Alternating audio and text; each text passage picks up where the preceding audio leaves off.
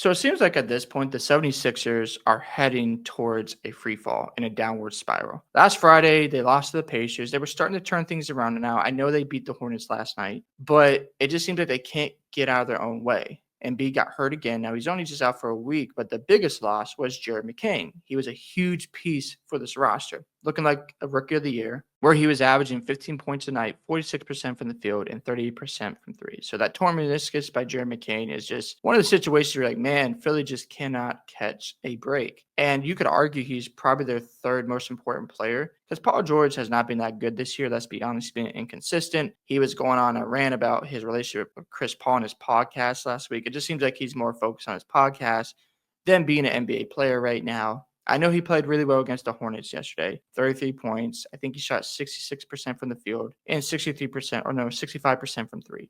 Good stuff, but there's other times where he's getting you 12 points, 15 points a night, not shooting the ball efficiently, and the Sixers are losing those games. So I don't know which version of Paul George we are going to get going forward, especially when you see what's going on with the Clippers. Norman Powell has been a better player than Paul George this season. He's outplaying him. It seems like they don't miss Paul George whatsoever. And yeah, it's not looking good for the Sixers. I feel bad for Maxey because he's been the most reliable player out there. He's out there hooping. I think he got another 40 points last night.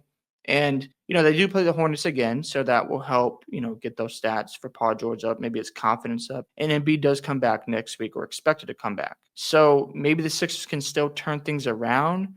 But my thing is this: is it worth trying to fight and hoping that you get a top 6 seed in the Eastern Conference? And the reason why I say that, because if they don't finish 6th or lower, or no, higher, I'm sorry, in the draft next year, they will lose that draft pick. And we know how deep the draft class is going to be in 2025.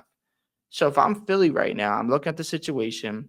Yes, they've been winning a lot of games recently, but we just lost probably our third most important player in Jared McCain. We can't rely on Caleb Martin. He hasn't looked too well this year. And then we're going to hope that Eric Gordon does something. Andre Drummond contributes. I don't think this is going to be a good situation. It's not going to end very well for Philly. So if I'm the Sixers, I'm looking at the situation. If I want to get a top 6 seed, I better be sure that Joel Embiid is going to be healthy the rest of the season. I don't like that idea at all because he has not shown that to me for the first 25 games of this season. And Philly is in a dire situation because Paul George, again, he's had his moments where he's really good, other moments not so good. And then he gets hurt. A knee situation happens. And it's back to square one with Maxey carrying the team. So can they reach the top 6 seed in the East? Maybe. It's going to be a daunting task, especially when Orlando gets healthy. Milwaukee's playing better basketball. Atlanta Hawks don't look like a bad team at all. And you got to get over those types of basketball teams to be in that top 6 seed spot. Obviously, they've been playing better. They just lost to Detroit yesterday. But at the same time, Miami's still a competitive basketball team, assuming they keep Jimmy Butler. So if you're sure they can be at least 6 in the East, go for it because your first round matchup should be favorable to you. But at the same time, I'm not sure if I want to do that, especially if Embiid's hobbling throughout the season. He's not getting no type of rhythm with his new teammate in Paul George, or Maxey gets hurt, or Paul George has another injury problem going on. I think Philly needs to look at the situation and go, we got to retain our 6th draft pick, because if we don't and we lose that to Oklahoma City, get knocked out in the first round, and then we try to run this back, I just don't like that idea. I think you should go for that top 6 draft pick so you can have another young player to develop next to Jared McCain. And maybe you move off of Paul George. I know that sounds crazy. I know he has a huge contract, but if he's not healthy or he's not consistent enough, maybe this signing was not the best idea. Maxey's very reliable. Embiid, can he stay healthy? I don't know.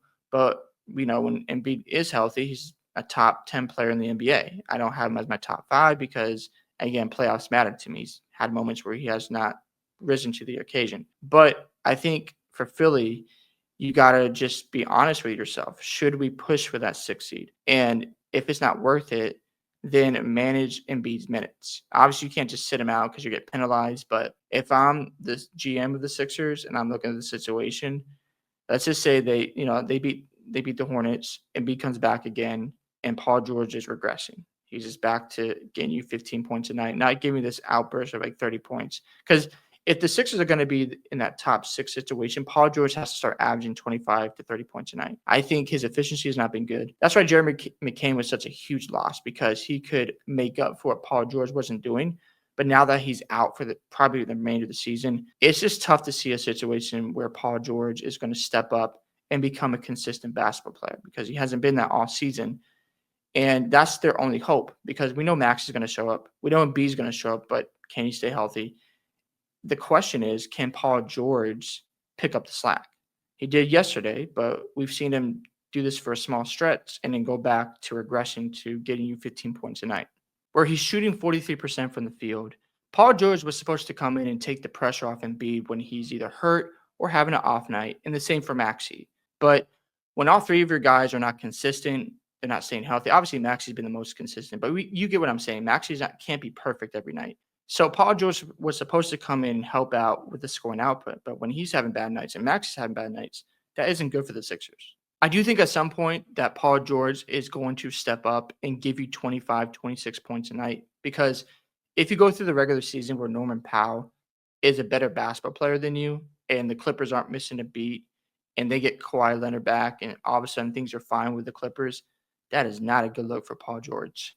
And on top of that, losing Jeremy McCain was a huge loss for the Sixers because at the end of the day, he was a very reliable option for them.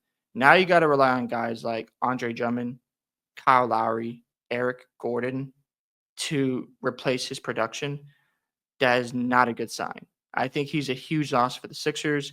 And again, Philly just can't catch a break. Now, the best case scenario, if you want to go in this route, is try to be top 6 in the East, but probably realistically, you'll be in the play-in tournament and get bounced by the Cavs or the Celtics in the first round. So I don't like that idea because then you lose your top 6 draft protection. I think you should go for the top 6 pick so you can get more talent in there and develop players and then reset next season and see where you want to go with this organization. Because right now, it's a disaster in Philly. This hasn't worked out, and it just seems like they're heading the wrong direction. Hope you guys enjoyed this video today. I'd love to hear your thoughts, especially from Sixers fans. Do you blow it up? Do you start over? Would you go ahead and tank the season and just say, you know what, we should go after our draft pick? Don't forget to like and subscribe to the channel, and I'll catch you in the next one.